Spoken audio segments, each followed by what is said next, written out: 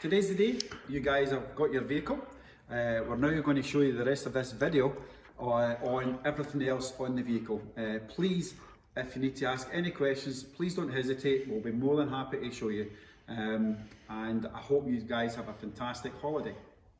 Welcome to Central Scotland Motorhome Hire.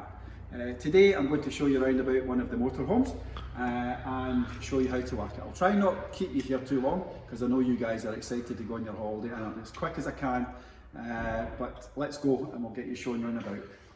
What you might find, this might not be your motorhome, but all the motorhomes are equipped much the same. The toilet, the water and the electricity are all the same, and so I'm just going to show you in this vehicle, and your vehicle will be much the same. You might find the water might be the other side or further back, but we should have water stickers on them to let you know it's the water.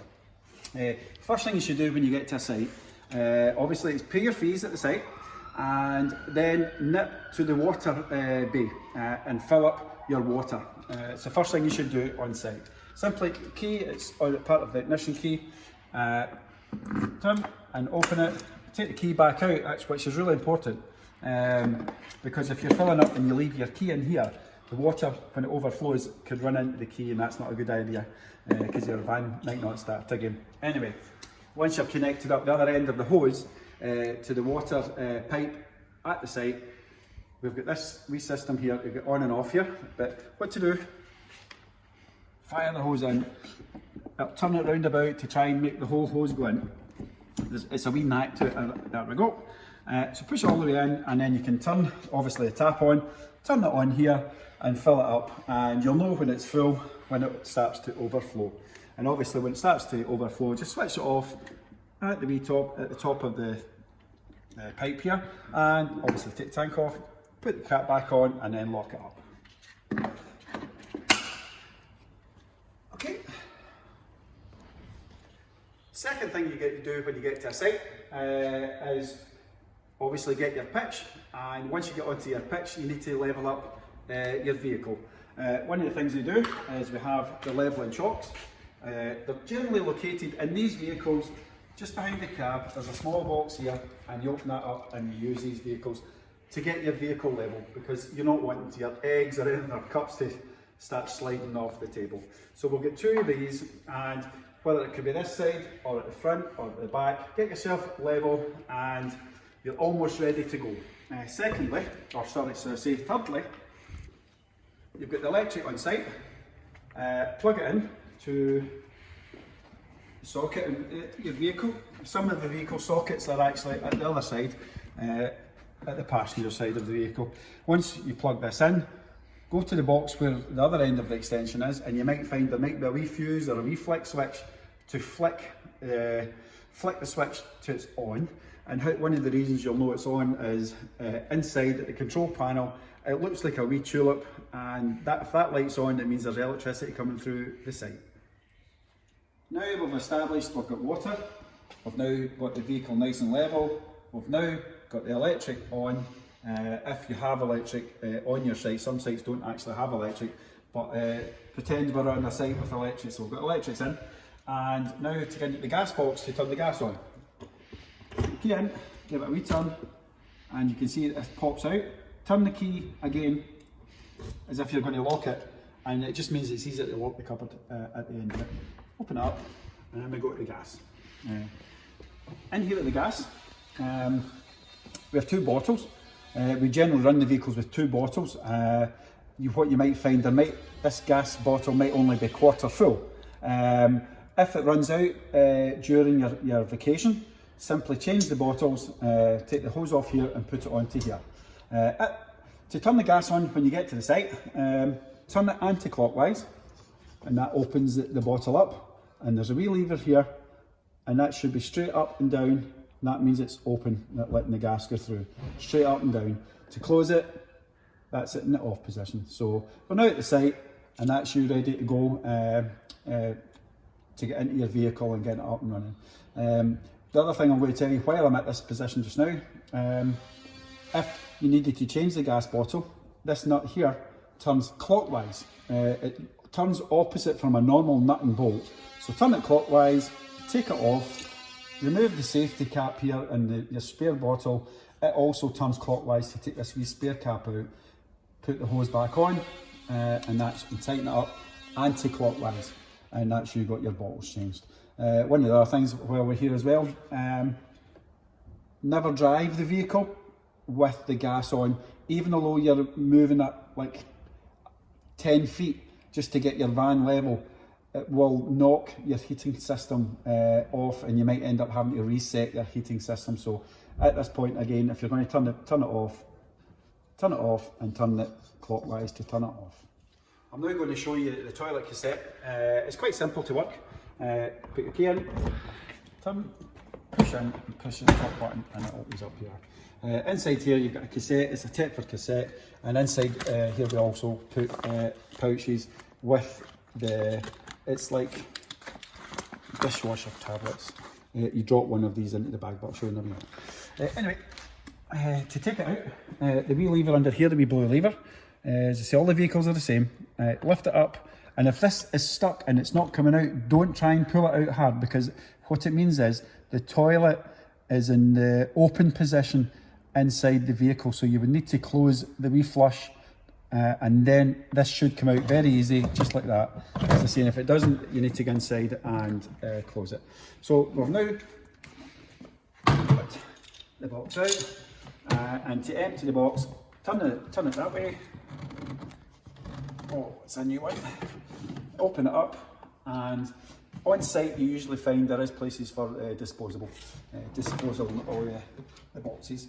When you get to the disposable point, this wee button up here, push it in, and that lets air into it, and when you get to the disposable point, push it in and empty it out by simply just doing it that way.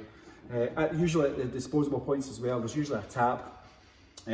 Put some water in it, give it a flush about, press the button again and empty it out. When you get to that point, use one of the tablets, drop one of the blue tablets from the bag into the box here, and then fill it up, probably with about a milk bottle's worth of water. That allows the chemicals to open the blue bag up, and the chemicals go about. Give it a good shake, and put your cap on. Good shake, and then put it back here like this. If you've got any distance to travel to go to the point to empty, you have a wee handle here that just flicks up and clips in. And it's also in wheels as well, so you can take it simply,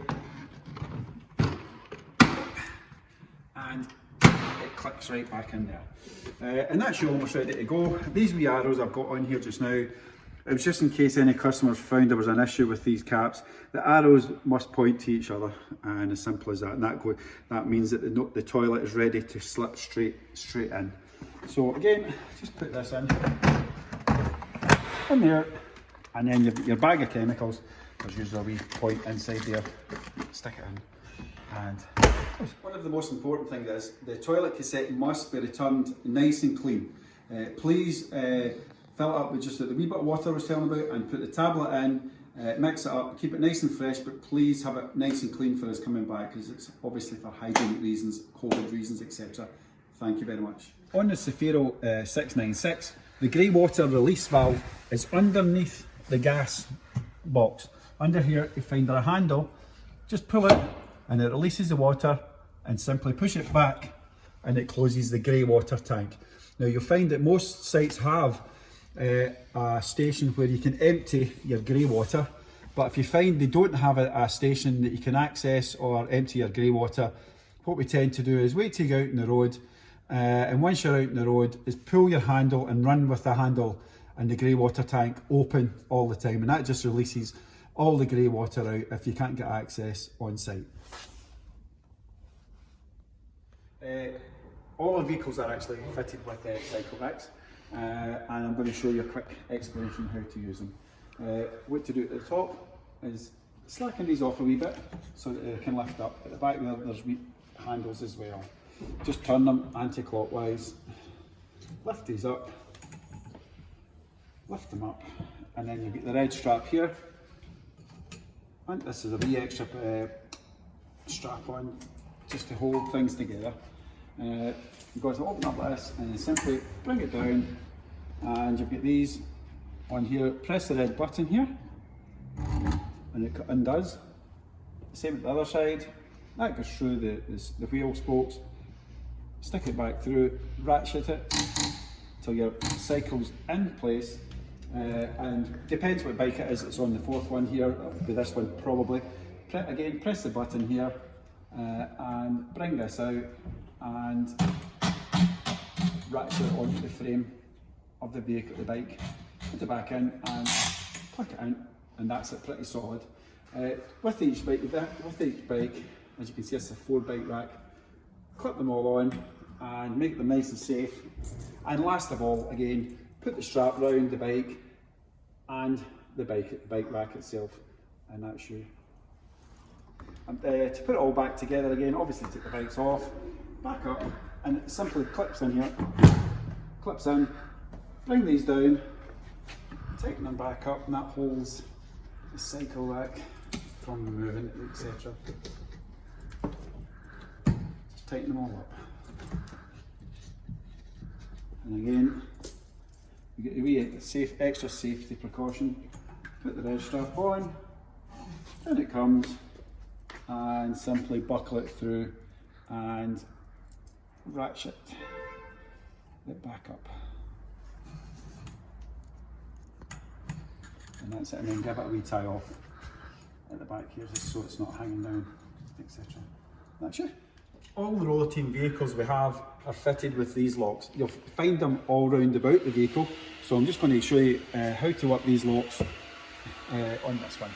Key, it's on the key ring, put it in, turn it and you'll see it's opened. But what to do is, when it's at this position again, just lock it, and that's you getting ready to, whenever it comes to lock it. Down here, I'm just going to open this one up, and again I'm going to lock it, but the vehicle, you can now open it when the handle's popped out like this. You can now open it. That's you in. So close. Now that we've already locked it with the key, you just push it, and that's them all locked. Now that we've actually connected up with our water, we've got the electricity on and the gas is now on. You can now come into this panel. Sometimes they're above the motorhome door. On this vehicle, when you come in, it's just in the right hand side when you come in the door. Again, they're all the same pads, and all you do is touch this button here to turn it on. This is the wee tulip I was talking to you about. It tells you that your electric is on at the site. When this wee symbol here is on, it means the power is coming from the site. So obviously we've turned it on, and to turn the lights on, turn this on. And up here is the next one you would turn on, and that's your pump to make all the toilets work, the water work for the shower, and the water for the sink, etc. I'm going to switch this off just now because we've not got any water on the vehicle, which I'm going to come to just now, because it's telling you just now this one's flashing. When it's blue, it's the fresh water. Obviously we've not filled it up because we're just doing a wee demonstration for you guys, but when you come into the site, this will come up saying 100% on S1. If you press it again, R1 means it's the wastewater, the grey water they call it. Obviously we don't have any grey water on because it's a brand new vehicle, but once your grey water starts to fill up from the sinks and the showers, etc., it will start going up 33%, 66% and 99% is it when it's at full. This wee button here, although it says temperature, it does not control heating at all. This panel doesn't control heating at all in the vehicle. It just simply tells you the temperature that's in the van, which is at 13 degrees just now. This one here tells you how much power is in the leisure battery, but at the moment it's not showing a percentage because we've got plugged in on site at the moment. This one here is your vehicle itself, how much power is in the battery. It's at 76%. It's a brand new vehicle. We've had it in the workshop doing some videos and doing a few things to it, so the battery power itself has come down a wee bit, but that will all be fine once you start the vehicle up, etc. We've now got water in the fresh water tank. We've now connected up to the electrics, and we've also turned the gas on. The first thing you do coming into the vehicle, obviously what I spoke about this panel, is turn this on so you can actually see we've got lights in the vehicle now.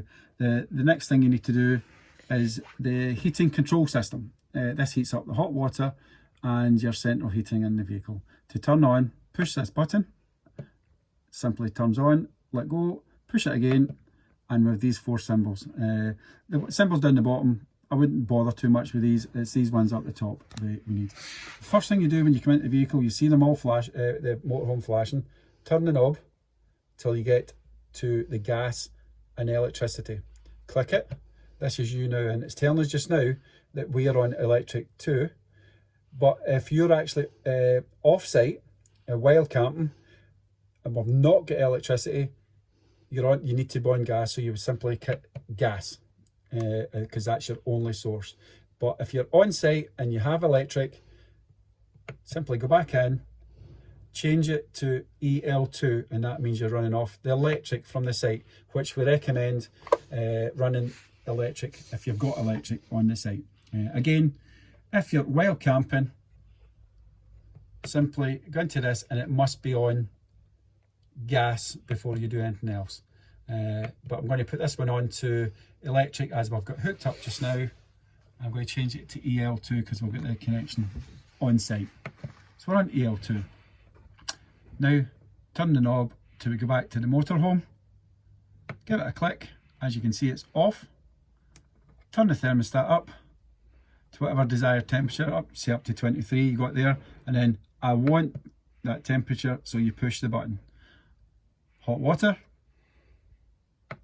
into the system, it's off. Turn the knob till it goes up to hot. Press the button to say I want it hot, and that's you got your vehicle up and running. In the system again, we want to turn the fan speed up. Over to the right here, to this symbol here, it's a fan. Hit the fan, it's on eco. Let's get it to high. I want high, so I've pressed the button to say I want high, and I've got it. So now that the heating system is starting to fire up. Going to show you a couple other wee things.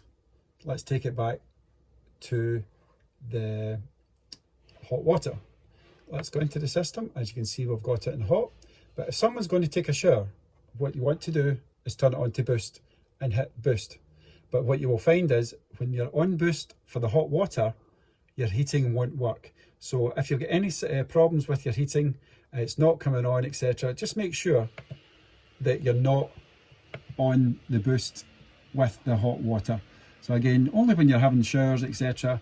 So you can take it off boost after someone's had a shower, just bring it back down to hot and simply I want hot, and push that, and that's you back to there. One of the biggest and most important thing about these systems, the vehicle can't be moved while this system's on.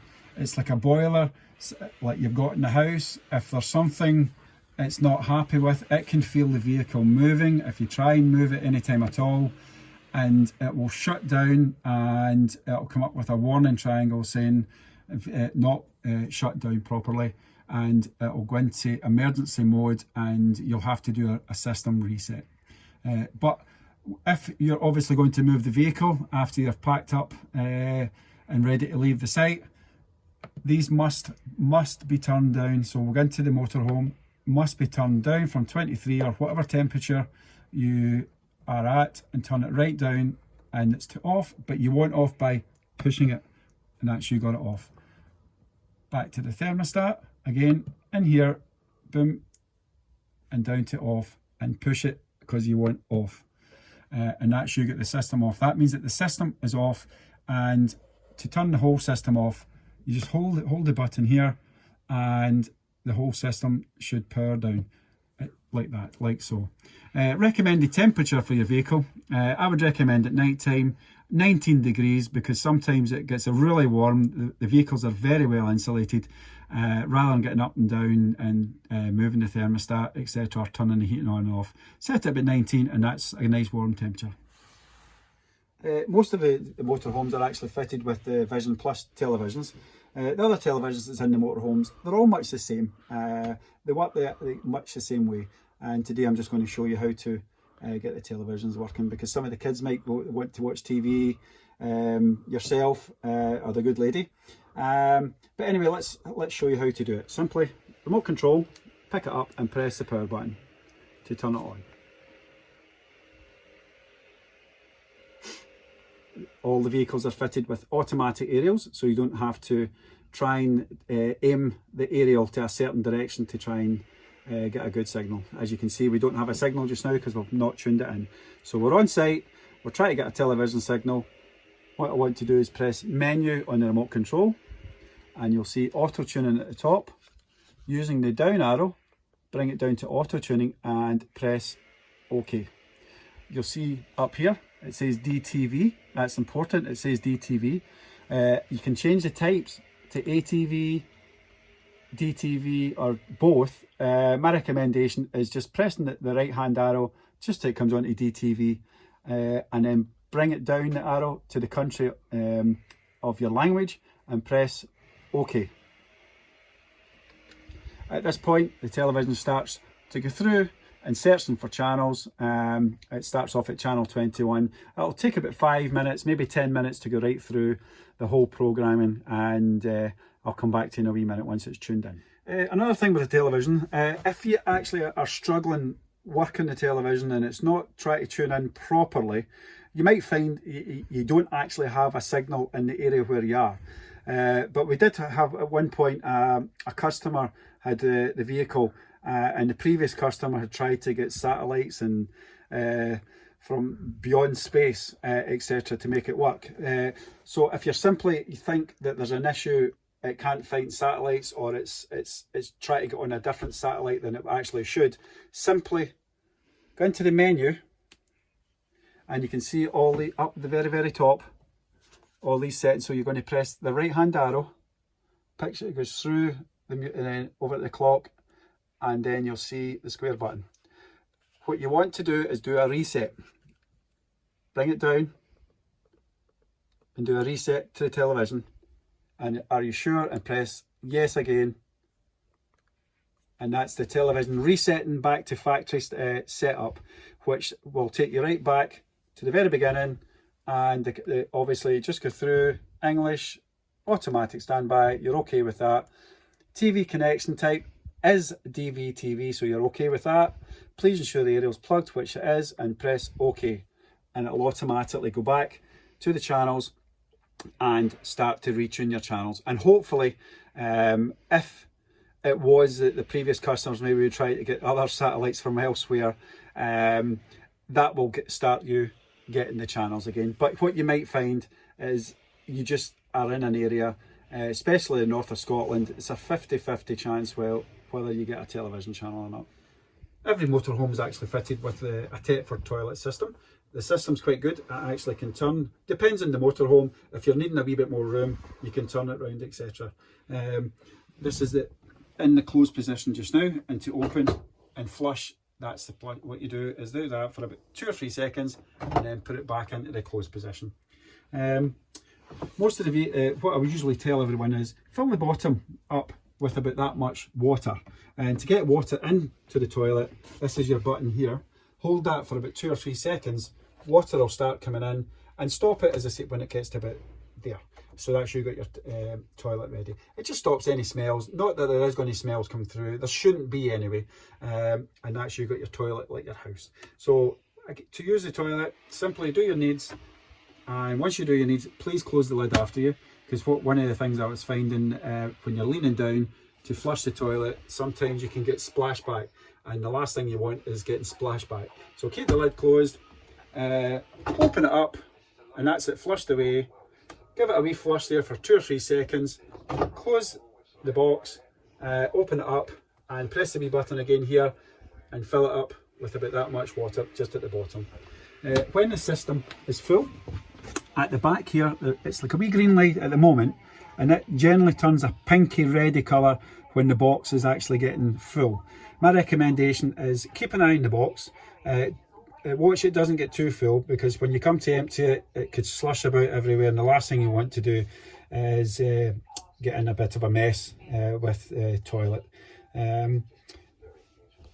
The toilet as well, last thing I will say is, if you're on site, try and use the toilets on site. One of the reasons I say why is you will end up running back and forward, emptying your toilet, your chemicals, etc. You could be doing that maybe 2 or 3 times a day if everyone's using the toilet in the motorhome. My recommendation is use it in the morning when you get up and at night before you go to bed. In other words, use the toilets facilities and use this as a secondary. But by all means, it works perfectly fine. You can use it all day long, but it just means you're actually having to run and empty it most of the time. Now we're on to the ovens. All the ovens and the grills and the hobs are the same in all the lower teams, and it's more or less in the same format. So lift the lid and turn the gas. You hear the gas kicking away. Turn the knob and it lights like so, and the same for the other 3. Switch off, just turn clockwise and that's them off. Down to the oven, it's fairly straightforward. Open the oven, push it in, turn it clockwise to get the grill to come on, and click away, and it might take a few clicks to get the gas through before it actually lights. So you just release and that's the grill lit. One of the things with the grill is a safety precaution. You can close the door to here, but if you close the door completely, the grill will go out. It's a safety design, so it doesn't heat up the glass, etc. too at the top. As you can see, due to safety, it's went out. To get the oven, turn anti-clockwise, ignite and release, and that's it. And of course, obviously with the oven, you can close the door with the oven. It's just not the grill. Now to show you the Zefiro fuel cap, the 696, which is a Ford vehicle. You've got to open the passenger door, open up, and it's diesel, and it says diesel at the top there, so the diesel hose just pushes in and straight into the diesel tank. If you should require some AdBlue, we'll fill it up with AdBlue, but you might do excess miles, etc., and you might need to add some AdBlue for yourself. Undo the blue cap, like so, just twist it off, comes right off, and put your AdBlue in here. You'll get a AdBlue from your petrol station. The hose from the AdBlue, put it onto the canister and make sure the hose goes right in. One of the things I would tend to do is make a wee hole in the canister, maybe at the top, just to let it breathe so that the AdBlue can go in fairly straightforward. And once you fill it up with your AdBlue, simply put the cap back on, wee click, close door, and that's you. We send all the vehicles out with a full tank of fuel, diesel fuel. When you come back, we would ask that you have the tank full. There's a petrol station right outside the front of our offices. One of the big things we have to help everyone operate their motorhome is an Amazon Fire pad. We will have that in your vehicle, and should you need help with instructions on how to use the vehicle, any fault codes that come up, please open the pad and have a wee check at the videos. To access the videos, you go and press the Photos app, and that will take you to all the videos we have on how to use the motorhome. Here is one of the Amazon Fire pads. As you can see, it's covered in writing. Click the button at the top to turn on. To access the videos, swipe up and you'll see the icon Photos. And up comes videos, quick guides on heating system, etc. And that should help you should you come across any problems or forget how to use some equipment. If it's possible to ask the pads that we do provide in the motorhomes, if you don't mind if you don't use them with the kids or anything like that, just in case they get broke. They're really just in the motorhomes just for instructions on how to work the vehicle. Thank you very much. Vehicle speed limits, you'll notice in the drop down sun visor, the speed limits are there for your vehicle. In the 590, the compact luxury liner, the bed drops down as such by pressing the button. Now you can see over at the back there, I'm just going to point to it just now, that's chocks. The bed generally comes down, it's not to come down any further than that. So once you get your bed down, take it down till it stops on it. But the most important thing is, don't let it sit in the chocks. Rise the bed back up, but another couple inches so it's off the chocks. Because what happens is the bed breaks over in the right hand side, the wee chocks, they start to come off the wall because there's too much weight on top of the chocks. So all you need to do is bring the bed down and to a certain point, and then raise it back up. There's a couple inches just up here to spare, and that'll stop the bed getting broken. In most of the motorhomes, the headrests don't actually move or come off. Watch what you're doing. Don't stand on the headrest if you're going up to the bed above, and don't try not to pull it off because they're not really secured on that well. They're on the wall, they're on in the right place just now, and just be careful you don't pull them off. One of the biggest pieces of advice I could actually give you is driving the longer versions of the motorhome, i.e. the 7.4 metre motorhomes, which is the 746, the 740 and the 696. Their back axle is quite short for the length of the vehicle. As you can see, there's a fair bit of meterage at the back end. And how I'll explain it to you is, if you were driving along and there's a petrol station on your right hand side, and you nipped into the middle lane to turn right into the petrol station, if you try and turn from that middle lane into the petrol station, the big bum at the back end here will swing out into the other lane if you did turn your steering lock full to the right hand side. So you need to watch that. Also, when you're coming to car parking in town centres, for instance, these vehicles, you can't really just go in and take a wee tight in, because your back end, when you're coming into the car parking space, will, excuse how I'm doing this, but your big butt will come in and swing right round when you start to straighten back up again. I hope that gives you a wee bit of advice on how to drive them, but as I always say, just watch your big bum. It's like a big giant bumblebee, and just imagine it on your bum and you're trying to drive them. One of the things we ask is, when you return the vehicle, you might have a 11 o'clock return time. What we ask for is the vehicle, the keys handed over at 11 o'clock, i.e. you've vacated the vehicle, you've filled it up with fuel, and we hand the keys over at 11 o'clock. It's one of these bummers, I hate asking, but we've got customers who's going on holidays well behind you, and we've got a wee tight schedule to try and get everyone in and out, and we'll try and accommodate, as you probably know yourself, we've tried to accommodate everyone with time schedules, and if we can keep to them time schedules, that would be fantastic. Now that you've seen the videos, it's time to go on holiday. Super excited. Any questions, just ask any member of staff that is round about. Every member of staff will be more than happy to help you. So let's get moving, let's get you your keys, we'll get the paperwork signed, and off we go.